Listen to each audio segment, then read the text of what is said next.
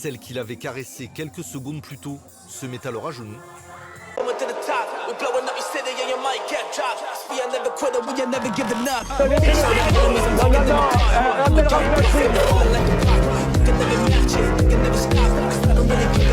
fumez, monsieur? Le football, il a changé. Oui, peut-être. Ouais, c'est Laurent Delamouze, bienvenue aujourd'hui pour une nouvelle vidéo, j'espère que tout le monde va bien, messieurs, dames, avant de partir pour cette nouvelle vidéo où on va parler de pas mal de sujets divers et variés, c'est le moment de soutenir la chaîne et moi-même en mettant votre plus gros pouce bleu, votre meilleur commentaire, on n'oublie pas de s'abonner et d'activer la cloche pour pas rater les prochaines vidéos, on fait de même sur la chaîne principale, la chaîne Mousse, où demain, il y a une vidéo que vous devez voir absolument. Certains vont être très énervés. C'est quoi ce moustique énorme? Il y a un moustique, il est comme ça. Au début, je pensais que c'était un cousin, mais non, c'est un moustique. Ouais, donc je vous disais, demain, il y a une vidéo que vous devez absolument voir. Elle va énerver bon nombre de personnes. Pour les personnes qui sont là sur les live Twitch, vous savez de quoi on va parler. Donc je vous en dis pas plus, soyez là demain à 18 h. On me rejoint sur Instagram, sur TikTok, sur Twitch pour pas rater les lives du dimanche soir à 21 h 30. On va chercher à boire, manger, on se met à l'aise et moi je m'occupe du reste. On va commencer, messieurs, dames, par le prix du carburant qui frôle les 3 € dans certains départements français. 2,97 € le litre de gazole dans les Deux-Sèvres. Les prix semblent inarrêtables. Alors le gouvernement impose 500 contrôles en 3 jours. La répression des fraudes vérifie que les prix à la pompe ne sont pas plus élevés que ceux transmis sur le site du gouvernement. En cette période de trouble, l'État appelle les consommateurs à la vigilance. Ils nous signalent et qui nous remontent via ce site ou via la plateforme Signal Conso toutes les informations et les anomalies qu'ils constatent pour nous aider à cibler. En cas d'abus, le distributeur risque jusqu'à 15 000 € d'amende pour pratique commerciale trompeuse. Ces prix sont-ils justifiés ? Les distributeurs affirment ne pas profiter de la situation.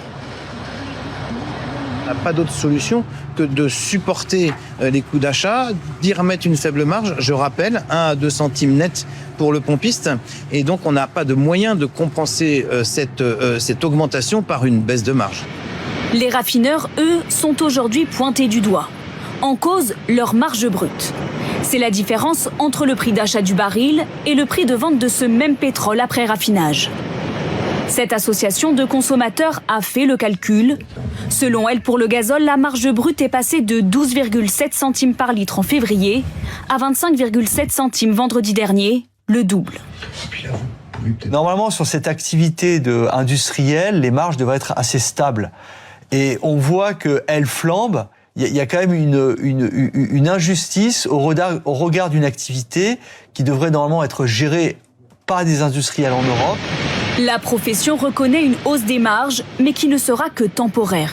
Le niveau actuel de ce qu'on appelle la marge brute de raffinage est atypique parce qu'il est lié à la situation des marchés, mais ça ne dure jamais longtemps. Une réunion avec la filière est prévue jeudi au ministère de l'économie pour tenter d'en réduire. Sur le plateau de TBT9, il s'est passé un truc un petit peu spécial. Je sais pas si vous le savez, mais Cyril Hanouna est en couple avec Tiffaine Ozière, qui est la fille de Brigitte Macron. Brigitte Macron, qui est avec notre président de la République, Emmanuel Macron. Alors là, Cyril Hanouna a posé une question, pourquoi les Français se rebellent pas? Ça se passait comment au repas de famille? Alors, pas des petites tensions un peu, c'est la question que je me pose. Pourquoi les Français, aujourd'hui, ne sortent pas dans la rue? Pourquoi les Français, aujourd'hui, ne sont pas en colère? Pourquoi les Français, aujourd'hui, il y a plein de gens qui disent « Qu'est-ce qui se passe? Pourquoi les Français, ils se rebellent pas, etc. » Mais parce qu'ils vont se rebeller contre qui? Il n'y a pas de gouvernement. On ne sait pas qui dirige la France. Donc forcément, quand tu as un gouvernement, tu sais contre qui t'énerver. Mais là, ils ne savent même pas. On ne sait même pas qui dirige la France. On ne sait pas qui dirige le pays. Donc tu vas sortir dans la rue pour parler à qui? Les Français, ils sont pas bêtes. Ils se disent on va sortir dans la rue pour rien. Et même le Premier ministre, le pauvre, il ne sait même pas s'il va être là dans 2 semaines. Donc forcément, les Français, ils sont intelligents. Donc aujourd'hui, pourquoi personne ne sort dans la rue? Et c'est François Hollande qui a dit ça. Et pour le coup, il a dit un truc intelligent. Bah oui, c'est vrai. On va dire, tu ne peux pas inciter le gouvernement à faire un cadeau poisonné aux parents français. Vraiment. Non, mais tu peux moi, je suis d'accord. Geler les prix aussi. Ouais, je suis d'accord parce que quand tu dis que le gouverneur il donnait des chèques d'État comme ça, donner des chèques comme ça pour aider, c'est la même chose que donner de l'État à un mec qui achète une voiture électrique à 40 000 euros. Tu lui donnes 8 000 euros avec l'argent des Français alors qu'il a déjà l'oseille pour acheter 40 000 euros. Ça, c'est tous les Français. Quand on te dit le chèque là, c'est tous les Français. Pourquoi l'Italie, comme par hasard, ils ont réussi à trouver une solution tout de suite? Mais pourquoi l'Espagne, il y a un pote qui m'écrit là. Mais l'Espagne, ils sont à 50. Pourquoi l'Espagne, ils sont à 70, à 50, à 70 là? Je sais pas. Pourquoi l'Espagne, ils sont à 70? Je sais pas. Pourquoi l'Allemagne est un peu plus chère que nous? Bah oui, alors Gilles Verdez, on peut pas sortir à la planche à billets. Si l'Espagne, ils sont à 70, c'est qu'on peut être à 1,70. C'est tout. C'est qu'il faut que le gouvernement dise à un moment, on passe à 1,70. Mais ils le font pas. Maximum. Et pourquoi ils le font pas? Parce qu'ils croient au Père Noël. Ben voilà, donc c'est ce que je disais. Si on fait rien, moi je vous écoute. Mais non, pour le moment, ça n'évolue pas. Toi aussi, tu crois au Père Noël. Mais à un moment, même la solution vers laquelle ils se dirigent, de sortir la planche à billets, c'est pas la bonne solution. Je te dis que c'est un cadeau empoisonné pour les Français. J'ai bien noté ça. On sera à 120 $, je dis pas. Genre, le prix aurait monté. Mais là, le prix, il a descendu. Ah là. oui. Et pourquoi, et une fois de plus, pourquoi il est monté en une nuit? Pourquoi on a pris 40 centimes en une nuit? Moi, ça me fait même marrer pour les gens qui mettent de l'essence, ils le savent de quoi je vais parler. Il y a du diesel Excellium. C'est le diesel plus cher. Parce que ta voiture, elle sera meilleure, tu vas faire plus de kilomètres. C'est comme quand tu es à l'école, c'est les baskets qui courent plus vite. Toute l'année, le gasoil, s'il est à 1,60, le Excellium, il est à 1,80. 20 centimes plus cher. Donc, parce que c'est un meilleur gasoil. Là, l'Excellium et le gasoil, ils sont au même prix tous les deux. Oui. Alors, comment t'expliques ça aux gens? C'est ça. Tu vois bien que tu nous prends pour des cons tout le reste de l'année avec ton gasoil qui court vite. On en avait parlé il n'y a pas si longtemps que ça. Au Sénégal, une loi a été proposée pour durcir les sanctions contre l'homosexualité. Eh bien, cette loi a été votée. On vous en parlait il y a quelques jours. Le Sénégal souhaitait durcir la loi contre l'homosexualité. C'est désormais fait. Ça vient d'être voté officiellement.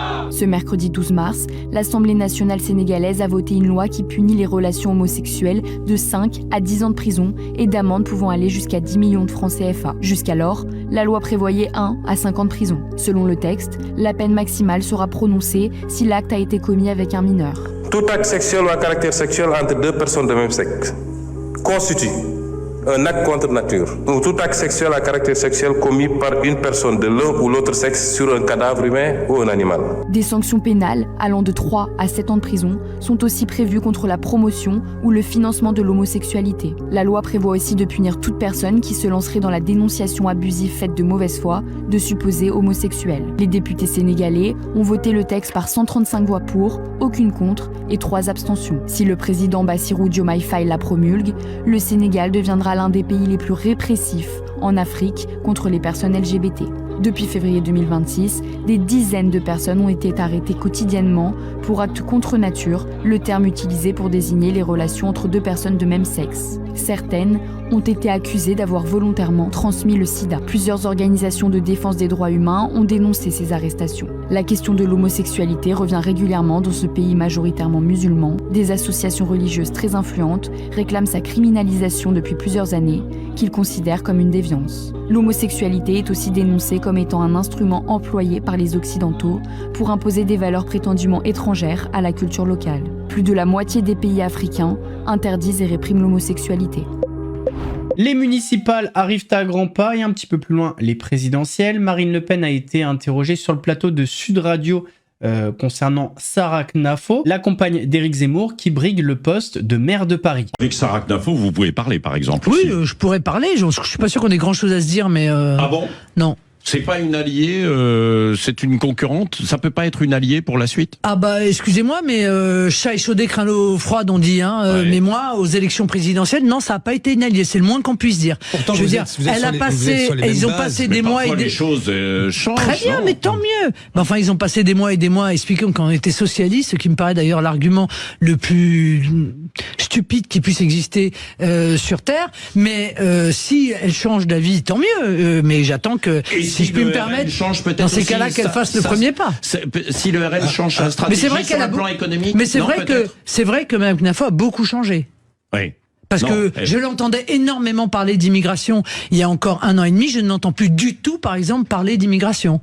Donc, je ne sais pas si elle a changé de conviction ou si elle a changé de stratégie. Nous, en tout cas, on continue à en parler. Pascal Praud et l'heure des pros ont invité Safia Azzeddine, qui est une romancière.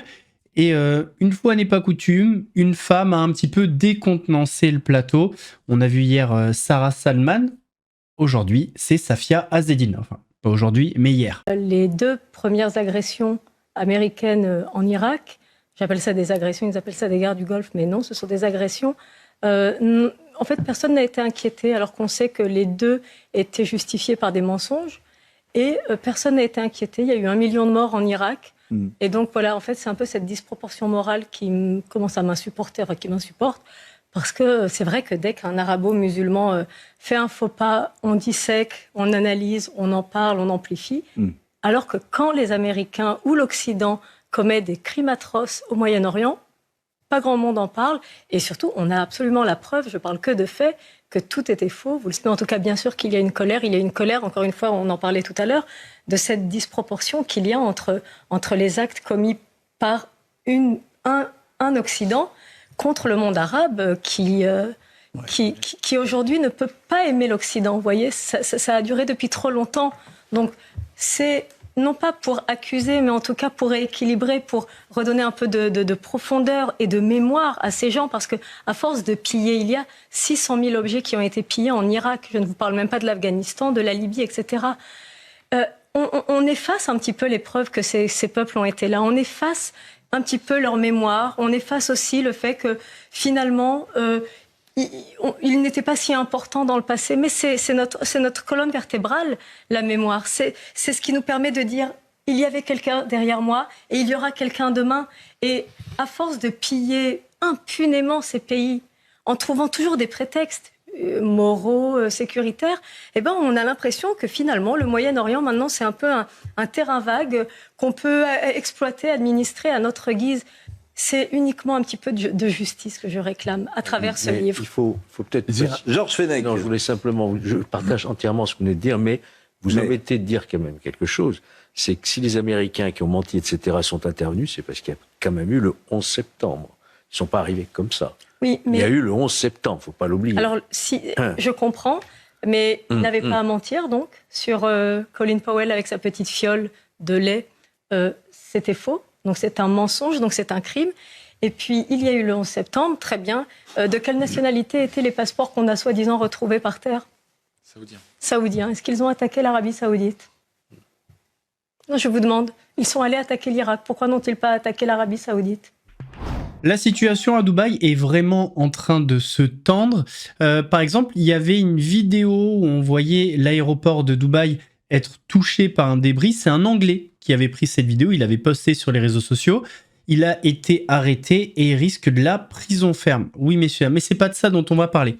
On va surtout parler des influenceurs. On a entendu hier sur le plateau de TBT9 Jérém Star parler de ces influenceurs qui ont laissé leurs animaux sur place. Eh bien là, il y a une des influenceuses visées qui s'est exprimée et ils en ont parlé sur le plateau de TBT9. Elle habite à Dubaï, elle est partie à l'île Maurice au moment des bombardements donc sur Dubaï et on l'a accusée d'avoir abandonné son chien et d'être partie avec sa famille mais donc sans son chien. Et elle a pris la parole sur les réseaux sociaux pour mettre les choses au clair. Elle dit qu'elle n'a pas du tout abandonné son chien, qu'elle est partie en vacances et que son chien n'est pas seul, il est gardé actuellement. Elle a fait une vidéo. Ah bah c'est ça. Moi, je vous cache pas que je suis un peu blasée de tout ce qui se passe actuellement, donc je vais me permettre de prendre la parole, chose que je fais très rarement. Faut savoir que je suis quelqu'un qui est dans mon coin, je vis ma petite vie tranquille avec ma famille, je suis jamais dans les polémiques, je suis jamais à me justifier ou à prendre la parole sur des sujets, etc., qui ne me concernent pas, pour justement faire du buzz, faire des vues, etc. On est tranquille. Et là, honnêtement, je trouve qu'il y a beaucoup de méchanceté, beaucoup de gens qui s'acharnent à nous vouloir du mal. Je sais pas ce qu'on vous a fait honnêtement, mais ça commence à être lourd et pesant. Pas possible. Et elle a dit donc qu'elle se réservait le droit de porter plainte contre toutes les personnes qui pouvaient nuire à son image et à celle de sa famille, plainte pour diffamation. Ouais. Ça envoie du pâté, Gilles. Bah c'est vrai ou pas ? Si c'est vrai, dont acte. Parce que j'ai remarqué que d'autres influenceuses et influenceurs aussi esquissaient la même, j'allais pas dire excuse, mais disent la même chose. On est parti en vacances, vous inquiétez pas, on va revenir et notre chien, il est bien traité par la nounou, dans un chenil à Dubaï, etc. Donc si c'est vrai ce qu'elles disent, à ce moment-là, il faut qu'on s'excuse de les avoir critiquées d'abandonner leur chien, mais c'est quand même peut-être un peu bizarre, toutes ces explications qui sortent d'un coup, voilà. Oui, donc partir en vacances quand le pays est en guerre et laisser le chien, d'un coup, c'est bizarre. Elles disent en fait, c'est la même explication, nous étions stressés, on est partis, on revient dans 2 semaines et tout ça, voilà. Donc on va enquêter, savoir si vraiment c'est vrai qu'elles ont abandonné ou non leur chien.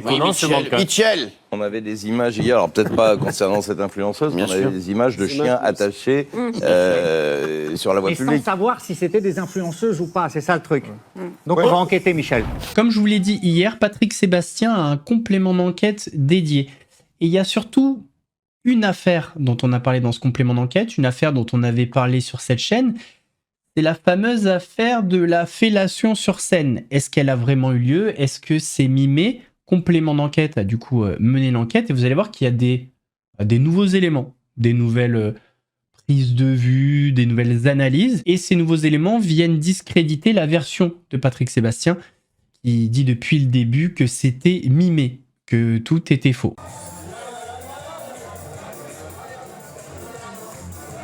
Je pourrais porter plainte, j'ai été agressé, je suis désolé de vous le dire, mais il y a une nana qui est montée sur scène que je connais pas, qui m'a attrapé le sexe à pleine main et qui s'est mis à genoux devant moi pour faire semblant. Elle avait dû faire un pari avec une copine. Moi, j'ai rien fait, moi j'ai pas touché, j'ai rien fait. Il faudrait des petites sardines avec moi. Que les filles. Le chanteur invite des spectatrices sur scène. Le public jubile. Soudain, Patrick Sébastien se dirige vers l'une des spectatrices qui pose alors longuement sa main sur son entrejambe. L'artiste se laisse faire. Il s'éloigne, puis revient vers elle. Au bout de quelques secondes, il semble ouvrir sa braguette.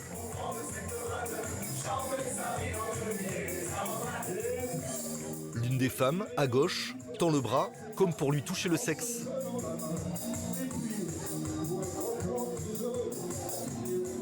Celle qu'il avait caressée quelques secondes plus tôt se met alors à genoux, puis la grippe par les fesses.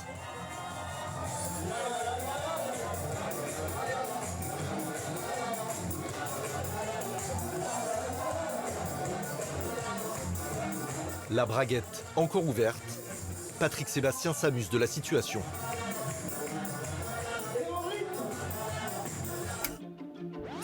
En revisionnant la scène dans le détail, les réactions des personnes les plus proches de l'artiste sont toutes les mêmes. La jeune femme, en robe bleue, semble stupéfaite par ce qu'elle voit. Le DJ de Patrick Sébastien est tout aussi estomaqué. À la fin de sa chanson, l'artiste, lui, est euphorique.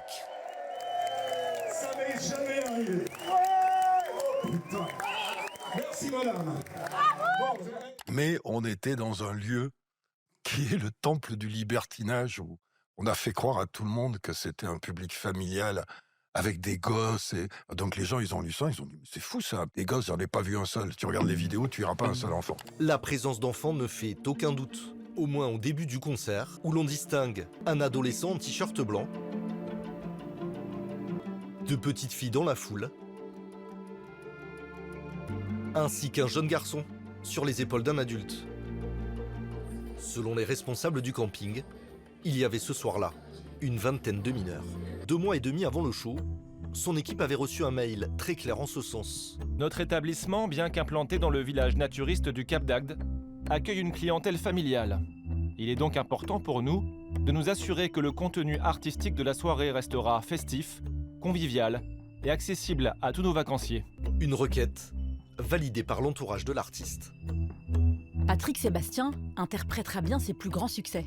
Le spectacle est populaire et grand public. Le 31 juillet dernier, l'association Oser le féminisme a saisi le parquet de Béziers. Nous avons joint le procureur qui nous révèle en exclusivité avoir ouvert une enquête préliminaire pour exhibition sexuelle. Il prévoit d'auditionner Patrick Sébastien à la fin du mois d'avril. S'il est poursuivi, l'artiste risquerait alors une peine de 2 ans d'emprisonnement et 30 000 € d'amende.